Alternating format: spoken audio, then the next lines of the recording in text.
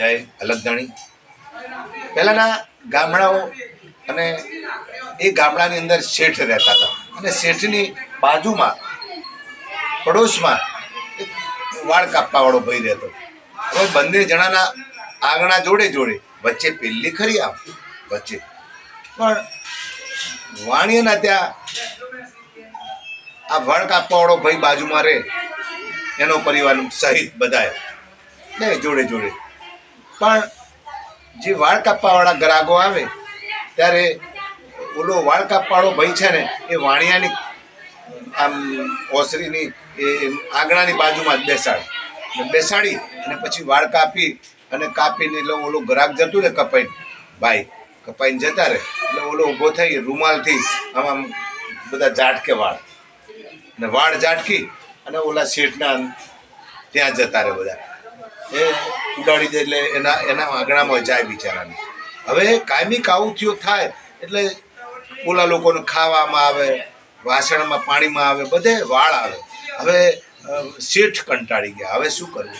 શેઠાણી કે શેઠ શું કરવું હવે? આપણે તો થાકી ગયા, ઘર વેચી મારો, આવું આપણે ક્યાં સુધી ચલાય આવું?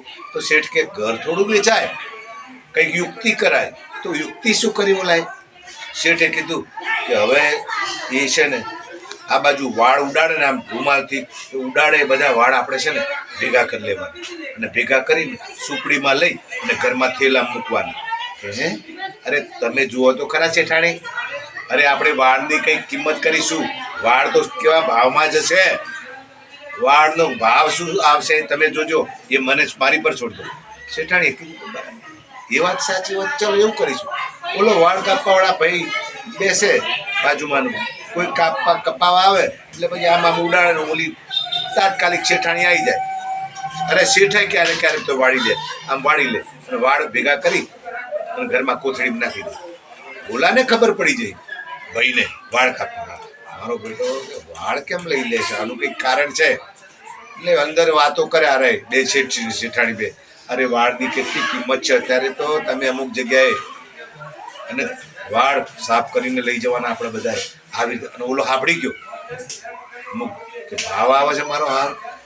ઓલા શેઠે વાત કરતો તો શેઠાણી બે હાંભળી ગયો અને તરત જ એટલેથી ઓલો વાળ કાપવાવાળા કોઈ આવી જાય ને તો આ બાજુ બેસાડતા હતા એની જગ્યાએ હામી બાજુ બેહાડ. અને વાળ કાપવાવાળા ભાઈ એના ઘરવાળીને કીધું, હવે ખબરદાર એક પણ વાળ આ ભાણિયાના આંગણા બાજુ ના જવું જોઈએ, કિંમત છે બહુ. હારા કે આપણને આજ સુધી ખબર નથી આમ નામ કેટલા રૂપિયા કમાયો છે આ, જો એને ઘર કેવું બનાવ્યું એમ કે વાળ. પછી તો આ તો છેલ્લે એને તો બધા વાળ ભેગા કર્યા પણ ભાઈ વાળ કાપવાવાળા ભાઈ, અને એ વાળ પછી કોથળો ભરાણા બજારમાં વેચવા ગયા. એટલે કોકે કીધું શું છે કે વાળ છે વેચવાના. અરે ભાઈ આમાં કચરો બહુ છે. એટલે ઓલો લઈને પાછો આવે, એટલે આ સાફ કરી જવું પડશે વાળ. એટલે પંખો એટલે પહેલાં તો પસેડીથી એમ આમ પવન નાખતા, આમ પવન નાખ્યા ઉપણા વાળ બધા ઉડી ગયા. અને ભાઈ વાળ કાપવાવાળો ભાઈ એટલો બધો ખીજાણો કે મારો બેટો કે આ વાણીઓ મને છેતરી ગયો, આ શેઠ મને છેતરી ગયો. એમ કોઈ પણ વસ્તુ કોઈનો દગો કરીશું ને તો આપણો દગો કોઈનો સગો નથી, આપણે કોઈને દગો ન કરવો. જય અલગધાણી.